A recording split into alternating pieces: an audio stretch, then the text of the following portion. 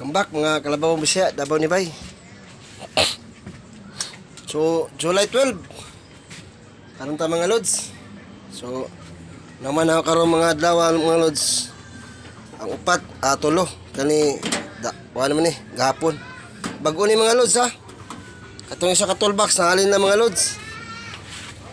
Karon bago na akong hinimo kaning gahapon, nahuman ako na yung bago toolbox. O kaning tulo karon. So napay tulo mga lods.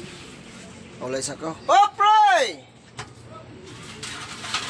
So mo ni pattern sa extra. So napa ko'y pattern sa napa ko'y stainless din mga lods oh. Ako pang ikuan. Babag kay stinghay ah. So mga bago na karon mga lods. So itong niagi akong toolbox 800. So, naman po yung mukuha, mahangyo, gusto nila kuhan. So, iparehas na lang ako mga lods. Akong large ka ng mga lods, 600 na lang. Tapos akong medium mga lods, 450 na lang mga lods, 450 na lang. So, nakalis na gid mugmaayo mga lods. Oh.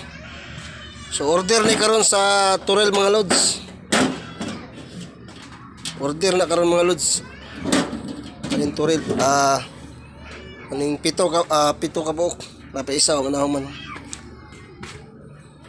So kani stainless ako mga lods, di kuan gyud siya sa kalibog yun eh. Sting bagay agi mo gud ay jud kay siya. So kani akong mga kuan parehas sila kadag ko mga lods oh. Pero kani siya sa kalibo pero kani mga color 600 na lang siya mga lods. Large, medium 450.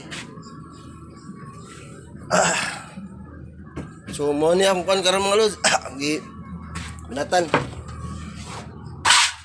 Wala siya kadiyot kay apa na alambre oh. So mo ni bago na karon mga lods oh.